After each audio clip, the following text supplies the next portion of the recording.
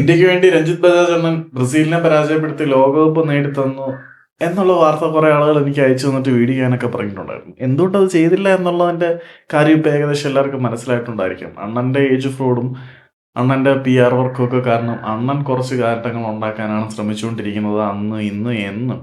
പിന്നെ കുറച്ച് പിള്ളേർക്ക് പുള്ളി അക്കാദമി സൗകര്യങ്ങളൊക്കെ പ്രൊവൈഡ് ചെയ്യുന്നുണ്ട് എന്നുള്ളതൊരു പോസിറ്റീവ് സൈഡാണ്. അത് വേറെ കാര്യം. അപ്പം രഞ്ജിത്ത് ബജാജ് അണ്ണനെ കുറിച്ച് ഇൻഡയറക്റ്റ് ആയിട്ട് ഇന്ത്യൻ ഫുട്ബോളിലെ ചങ്കൂറ്റമുള്ളവരെന്ന് പറയാൻ പറ്റുന്ന സുമിത് രാത്തി പറഞ്ഞിട്ടുണ്ട്. സുമിത് രാത്തി ഇപ്പം ISL എമർജിംഗ് പ്ലെയർ ആയിട്ട് വളർന്നു വന്ന താരമാണ്. ഓൾ ഇന്ത്യ ഫുട്ബോൾ ഫെഡറേഷന്റെ എലൈറ്റ് പ്രോഗ്രാമിന്റെ പ്രൊഡക്റ്റാണ്. ഇന്ത്യൻ അണ്ടർ-23 ടീമിൽ സ്ഥിര സാന്നിധ്യമായിരുന്നു.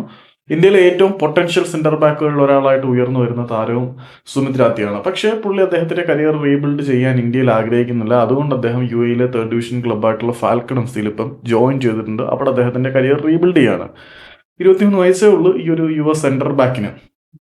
ഇത് സുമിത് രാത്തി പറഞ്ഞത് ഇന്ത്യയിലെ ഏറ്റവും മികച്ച യൂത്ത് ഡെവലപ്മെന്റ് കോച്ച് എന്ന് പറയുന്നത് എപ്പോഴും ബിബിയാനോ ഫെർണാണ്ടസ് ആണ്. ഇന്ത്യ പ്രൊഡ്യൂസ് ചെയ്ത ഏറ്റവും മികച്ച യൂത്ത് ഡെവലപ്മെന്റ് കോച്ച് അദ്ദേഹം തന്നെയാണ്. ചില ആളുകളുടെ പ്രവർത്തനങ്ങൾ എപ്പോഴും ബിഹൈൻഡ് ദ സീൻ ആയിരിക്കും. അവർ സ്പോട്ട് ലൈറ്റിൽ നിന്നോ റിംഗ് ലൈറ്റിന് മുന്നിൽ നിന്ന് റീൽ ചെയ്യാനോ PR ഗിമ്മിക്ക് നടത്താനോ ഒന്നും ആഗ്രഹിക്കുന്നില്ല. അവർ ക്യാമറയുടെ പിന്നിൽ നിന്ന് കൃത്യമായിട്ട് പണിയെടുക്കുന്നതുകൊണ്ട് അവരുടെ എഫേർട്ടൊന്നും ആരും അറിയുന്നില്ല. ഇന്ത്യൻ ഫുട്ബോളിന് ഒരു മികച്ച ജനറേഷനെ ഒഴിവാക്കി എടുക്കുന്നതിൽ പ്രധാന പങ്ക് വഹിക്കുന്ന ഒരു വ്യക്തി ബിബിയാനോ ഫെർണാണ്ടസ് ആണ്. ആ ബിബിയാനോ ഫെർണാണ്ടസിനെ അംഗീകരിക്കാതെ കുറേ ആളുകൾ അയാൾക്ക് പകരം റീൽസ് ഇട്ട് ഈ അണ്ണൻ്റെ ഏജ് ഫ്രോഡിൻ്റെ കളിയെക്കുറിച്ചൊക്കെ എല്ലാവർക്കും അറിയാവുന്നതാണ്. പിന്നെ ഒരു പ്രമുഖ ഇന്ത്യൻ താരത്തിന്റെ കോൺട്രാക്ട് വഴി അണ്ണൻ എത്ര കമ്മീഷൻ അടിച്ചു എന്നുള്ള കാര്യവും പലർക്കും അറിയാം.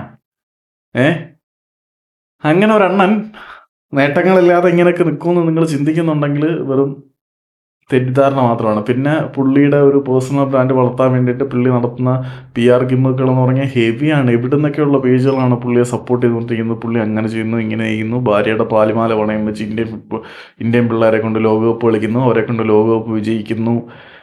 അതൊക്കെ ഒരു ഗിമ്മിക്ക് മാത്രമാണ്, അത് വേറെ ഒന്നുമില്ല. അതുകൊണ്ട് നിങ്ങൾ ഈ സ്പോട്ട് ലൈറ്റുകൾക്കും റിംഗ് ലൈറ്റുകൾക്കും മുന്നിൽ പെർഫോം ചെയ്യുന്ന ആളുകളെ ഒരുപാട് പ്രൈസ് ചെയ്യാൻ പോവാതെ ക്യാമറയ്ക്ക് പിന്നിൽ പണിയെടുക്കുന്ന എഫക്റ്റീവായിട്ട് പണിയെടുക്കുന്ന കുറച്ച് ആളുകളെ കുറിച്ച് കൂടി മനസ്സിലാക്കണം എന്ന് സുമിത് രാത്തി പറഞ്ഞു.